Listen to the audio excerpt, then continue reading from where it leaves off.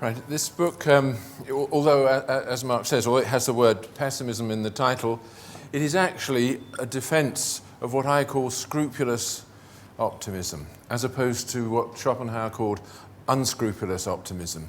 The optimism which looks for complete solutions to problems, which will take us forward in a single track to a constantly improving future.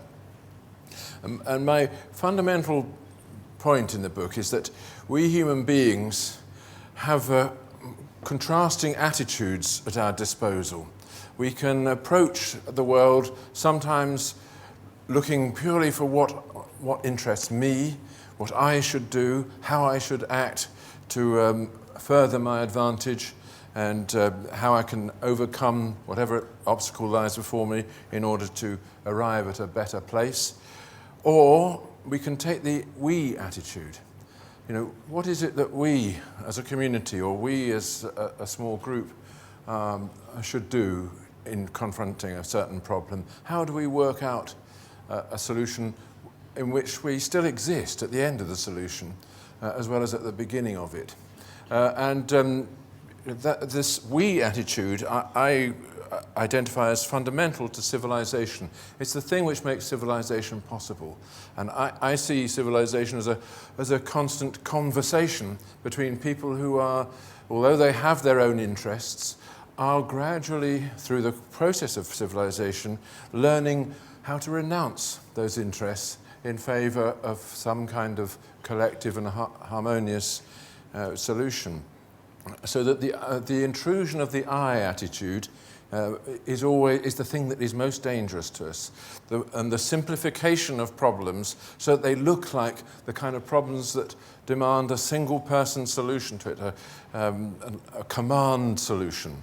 And of course, in emergencies, and we are lucky, of course, that we in our society don't often encounter emergencies, but in emergencies, human beings naturally retreat to that I attitude. They appoint a leader whose first-person decisions will take us forward without contradiction and without compromise towards whatever solution he shall decide.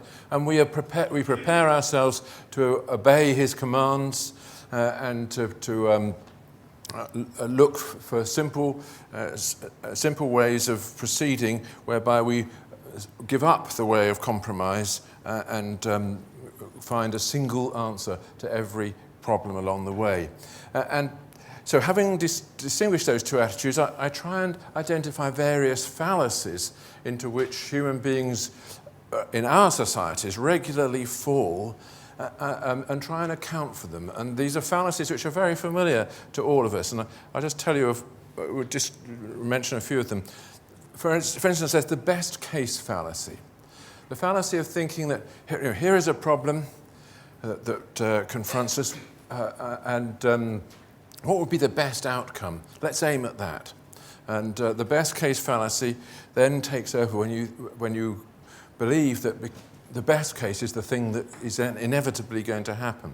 This is the kind of fallacy that gamblers constantly fall for, but it has a very important place in politics, and we can see it in our recent financial crisis, which has its roots in, as I'm sure you know, in the subprime mortgage problem in America, which itself came about because President Carter, thinking about how to include minorities into the home-owning culture of America, decided that the way to do this is to make available to them mortgages which the state will support in the long run should they not be able to service the deal. And all kinds of legislation came into existence on the assumption that the best case here would be that these minorities and other underprivileged groups would be enabled to own their own house.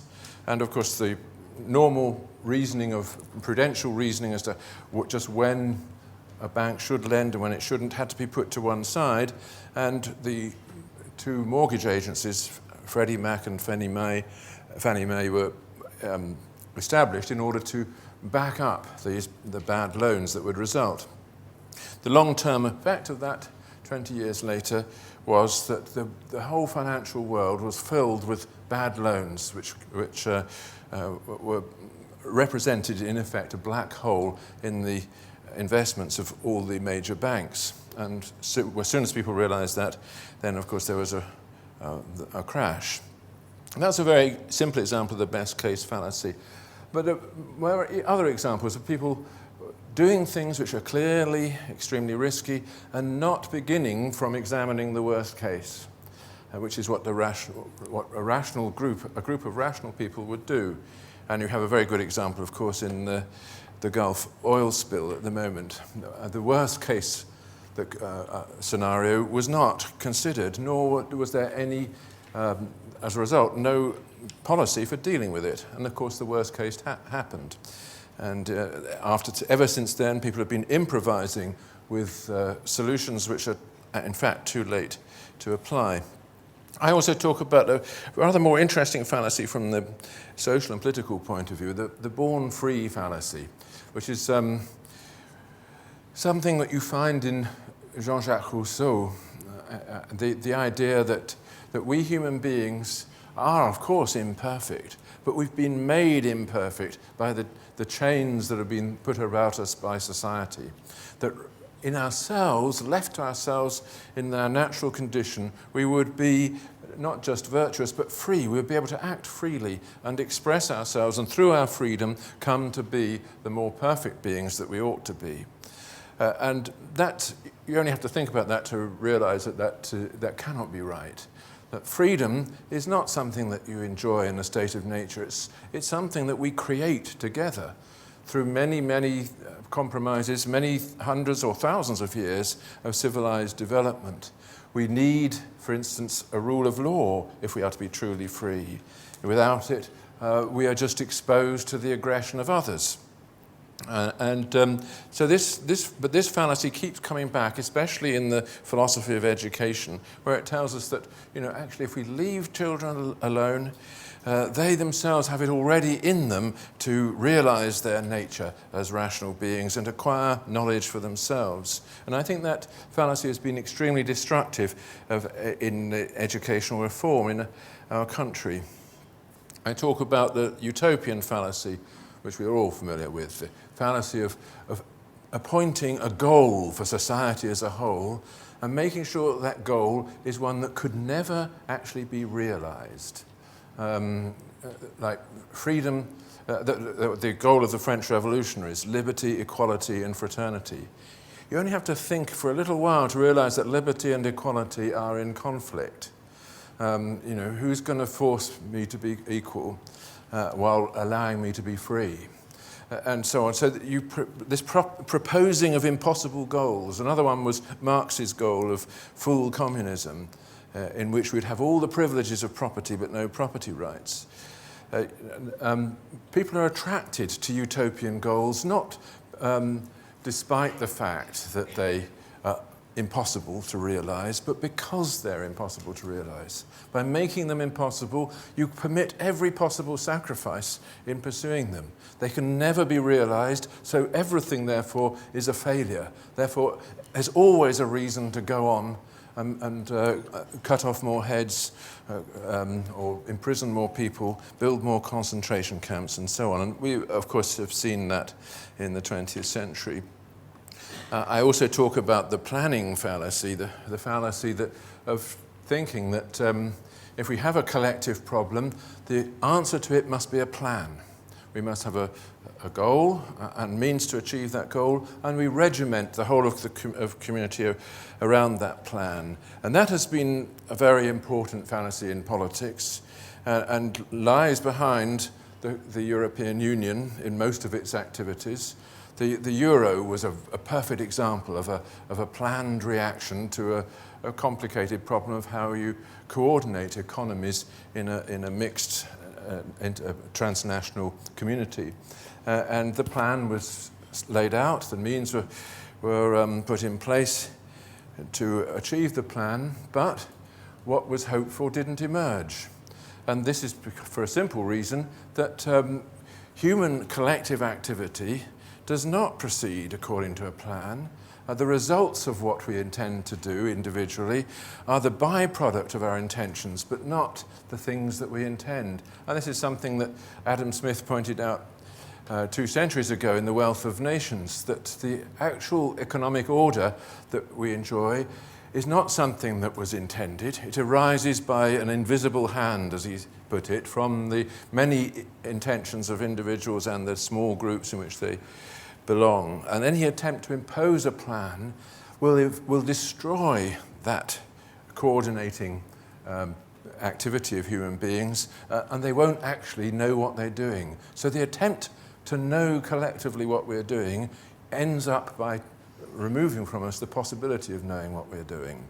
And I think you see that in the history of the euro and just about everything else that's come out of the European Union project, according to me, but maybe you don't agree.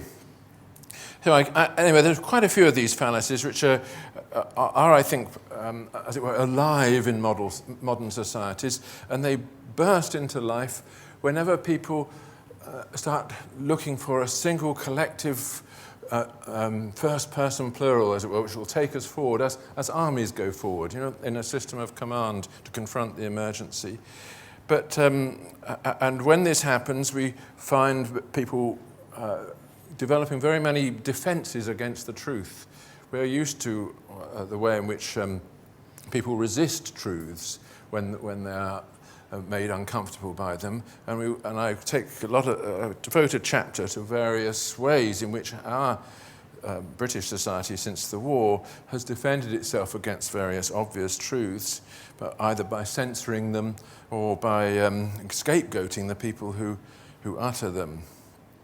But how do we interpret all this?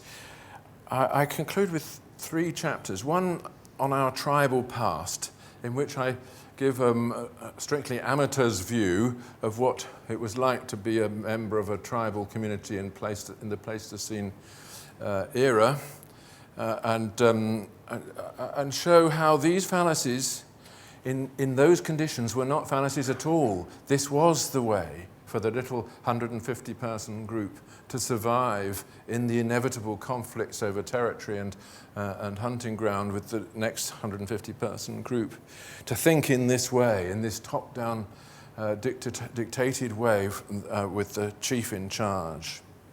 And maybe, therefore, we should understand our temptation to lapse into these fallacious ways of thinking as something which is implanted in us by our own evolutionary history.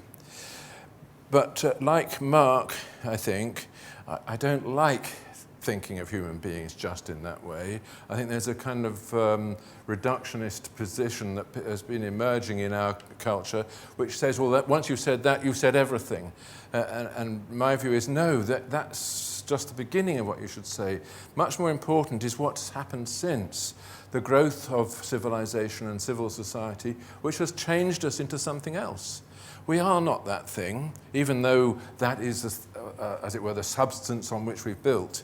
What we are is this civil, conversational being, which doesn't exist purely as an individual, but as one part of a we, of a first-person plural, in which compromise, kindness, the respect for law and dignity are all important. And I try and give a description of our present, which will be fairly optimistic, provided we obey the precepts of the first-person plural. And then, in conclusion, you don't need to read the book, I've given you the whole lot. In conclusion, the last chapter, I talk about our human future, where I take on what I think of as another kind of moral disease, these transhumanist types who, confronted with the complexity and difficulty of being human, decide that really we're set on a path to transcend the human. And people like Ray Kurzweil and so on, who say that there's that glorious future in which we and our problems won't exist. We'll be replaced by cyborgs. We might ourselves become cyborgs and exist purely as in cyberspace, and to be downloaded whenever we need to get a breath of stale air.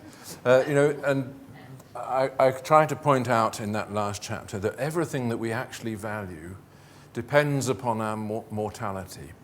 And this is a theme I developed elsewhere in a little book on Wagner's Tristan and Isolde, that actually, if you understand human love properly, you'll recognize that it's a relation between dying things, and a relation which recognizes that. And take away mortality, disease, threats, fragility, grief, and so on, and you take away the source of all our happiness too. So that's my final optimistic conclusion to the book. So, thank you. Thank you very much.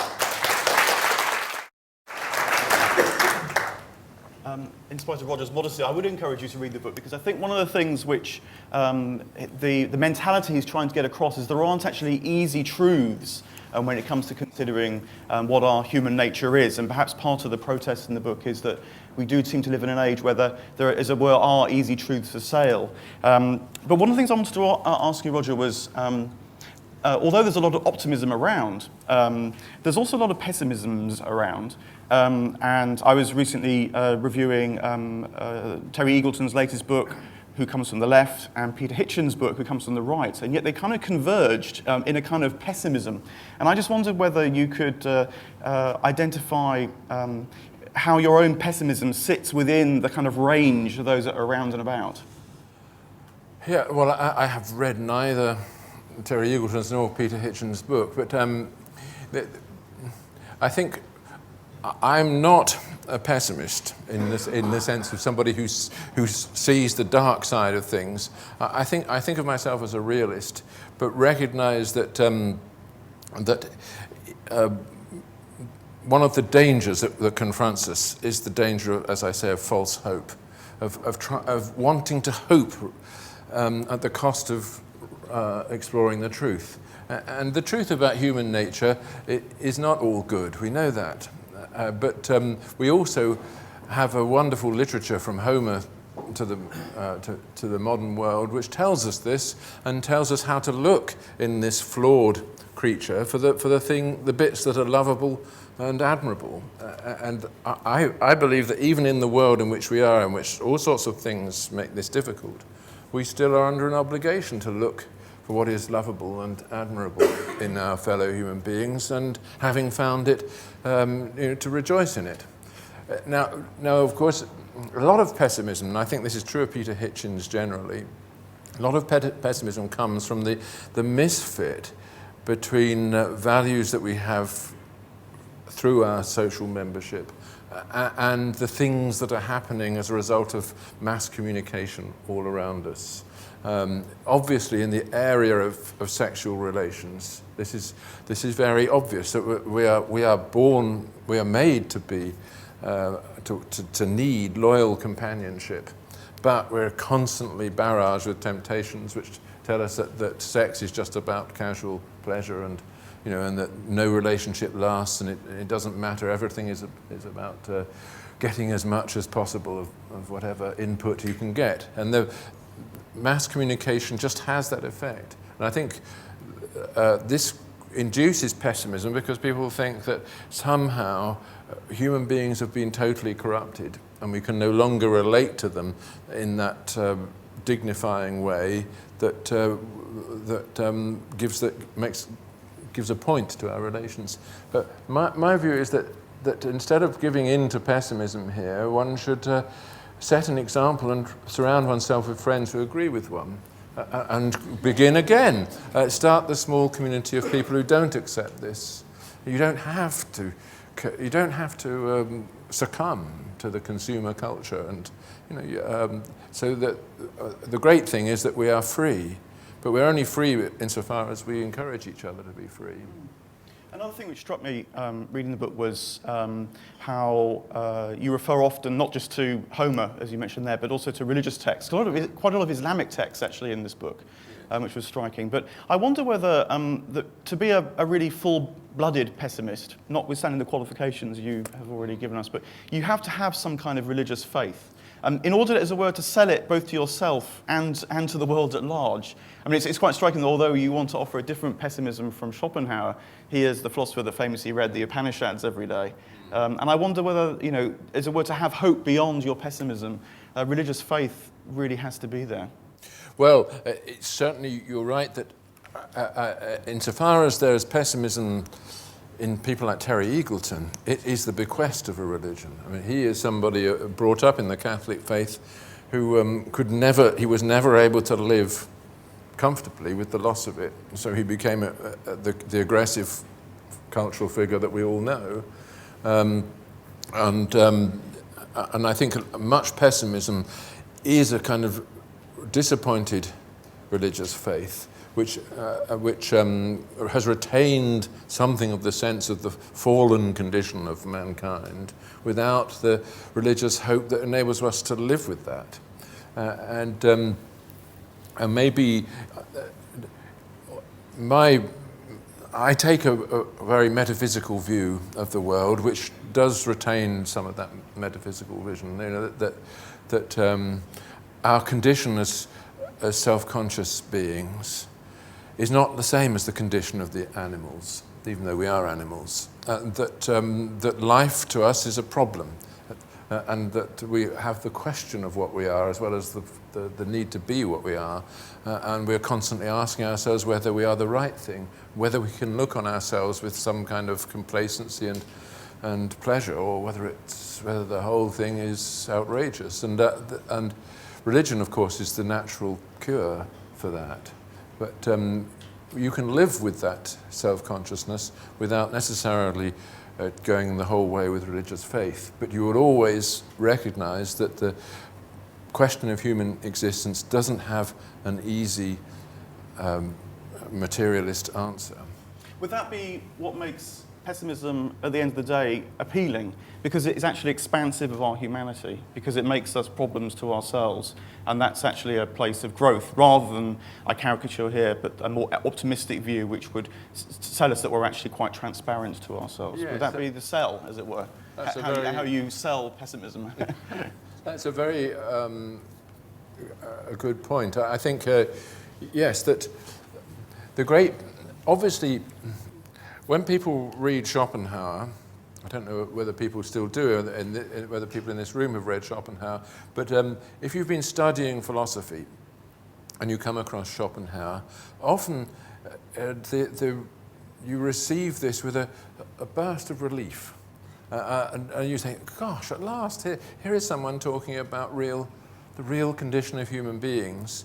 And of course, writing beautifully, his pessimism enables him to write beautifully about the human condition, because he sees through in every detail the spiritual reverberations of it, and indeed, I come to the conclusion always at the end of Schopenhauer's book, World as Will and Representation, that here is someone who's cured himself from pessimism by being pessimistic. He's come out the other side with a sense that really life is so rich that it's worth it after all. He was very sceptical about Wagner, of course. Well, he said that grand opera was destructive of that scale of music. Yes. I mean, there's no composer more pessimistic than Wagner, of course, all of whose operas end with the end of everything. We're going to come to questions very shortly, so do have them developing. Maybe I'll just indulge one more. This is the more personal question for me because, as I said at the start, I enjoy reading your work a lot and I like it for its passion, for its seriousness. But I always have these kind of moments where I find it tricky. And I wonder whether that's changing a bit, because I didn't really have that experience in reading this book. And part of my trickiness is that I came to philosophy through Foucault.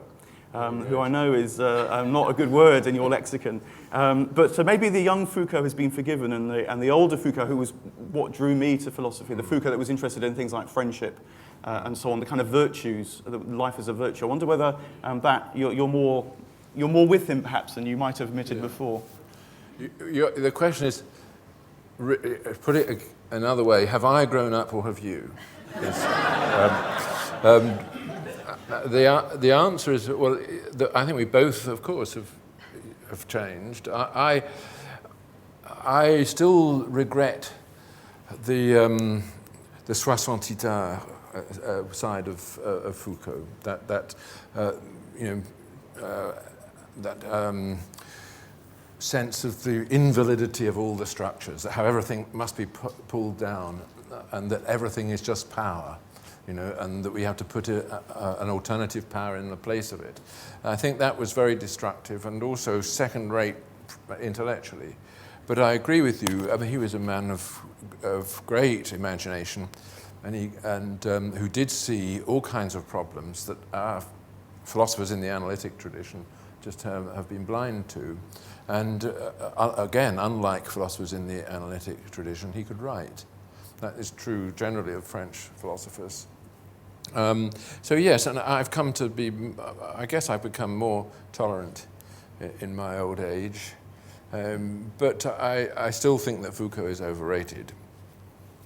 But he does pick up the virtues, which you do as well in this book at the end. It's a kind of skillfulness of living, which you perhaps draw on religious traditions where he would turn to the ancient Greeks or something like that. Absolutely, yeah.